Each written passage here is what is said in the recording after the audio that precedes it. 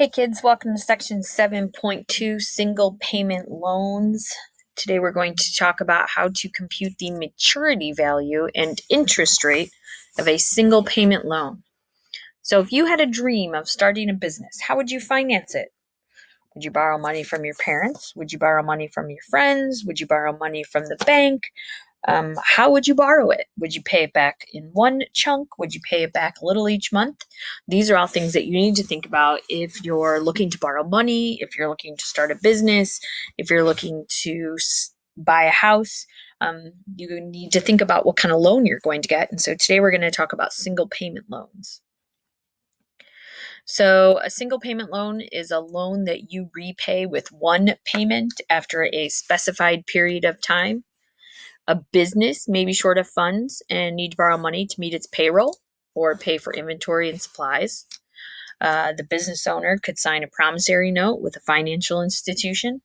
That promissory note is kind of like a loan agreement. It's a written promise to pay a certain sum of money on a specified date in the future. The maturity value is the total amount you must repay. That includes both the principal, which is the amount you borrowed, and the interest, which is the amount that you will owe. So a loan's term is the amount of time for which the loan is granted. For example, a single payment loan may be granted for a number of years, months, or days. You could borrow money for a week. You could borrow money for a month. When the term is a specified number of days, then the lending agency can calculate interest in one of two ways. So there are two different kinds of single payment loan interest earning ways. One is called ordinary interest and one is called exact interest. So a long time ago, when banks were just starting to loan money, they went off of a 360-day year because of leap year and other variations in the number of days every year. So they just kind of went with 360, but then they realized, oh, well, we're going to be more exact with our days. And so we're going to go off of a 365-day cycle. So there are two ways that you can earn interest going off of a 360-day year, which is ordinary interest, or a 365-day year, which is exact interest. Either way, to find the interest, you take your principal amount that you're borrowing and you multiply by the interest rate, and then you multiply by the time. And it's really important that your time is always going to be over however many days are being considered in that year. And then to find maturity value, you're just going to add them together. So here are some examples. Number one, Parker Logan purchased a new surfboard costing $600 and financed it at 9% ordinary interest for 90 days. Determine the interest owed. So Parker went and he borrowed $600 from a bank or one of those quicken to loan places, and he's going to pay it back in 90 days with 9% interest. So to find the interest owed, we can say interest.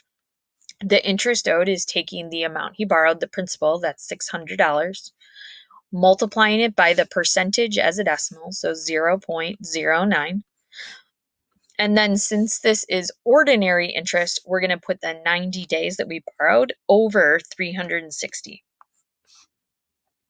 So if I type this into my calculator, I will get $13.50.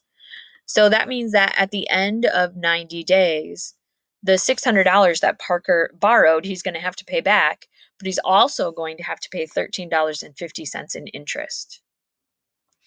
So the maturity value is going to be the $600 he borrowed plus the interest that he's going to accumulate. So he's really going to have to pay back $613.50.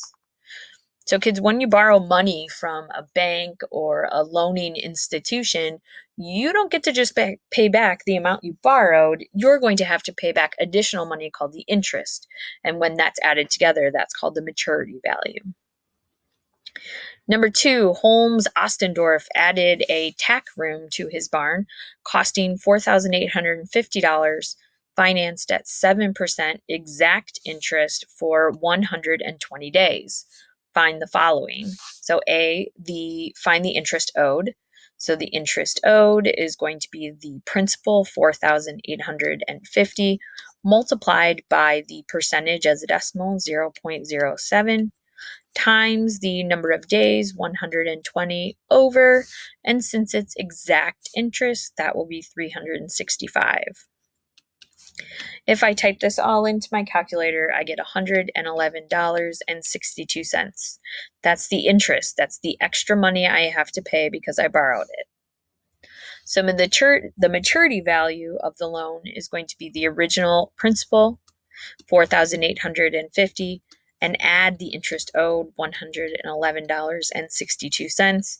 And you're going to get a maturity value of $4,961.62. So Holmes is borrowing $4,850, but after 120 days, he has to pay back $4,961.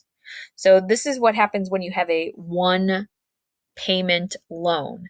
You're going to take the money that you owe and you're going to pay it back one time only, all at once with interest added in. Okay, number 3. To purchase furniture for her new apartment, Jane Wall borrowed $4,000 at 8% exact interest for 200 days. Calculate the maturity value of the loan. So now, in order to calculate the maturity value, I first need to find the interest.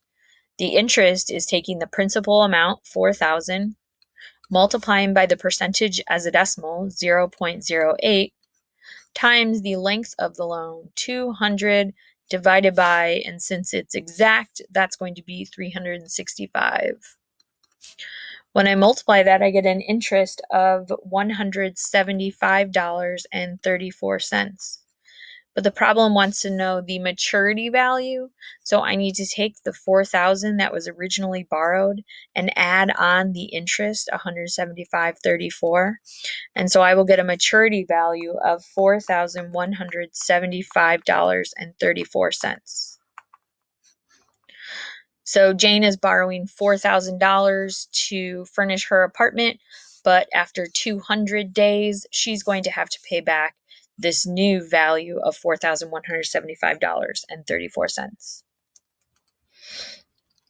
Okay, finally, number 4, you borrowed $85,000 at 12% ordinary interest for 30 days. Determine the interest owed on the loan. So this is a large amount of money in a short amount of time, which explains why the interest rate is higher this time than it has been previously. So the interest owed is $85,000 times the percentage as a decimal, 0.12, times 30 days. And since it's ordinary interest, that's over 360.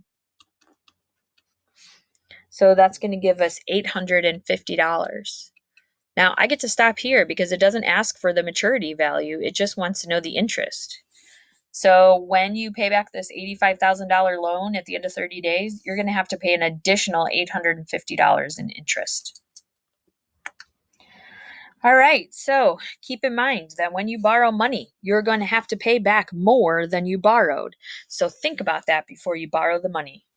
If you guys have any questions, please let me know. And as always, keep calm and keep trucking.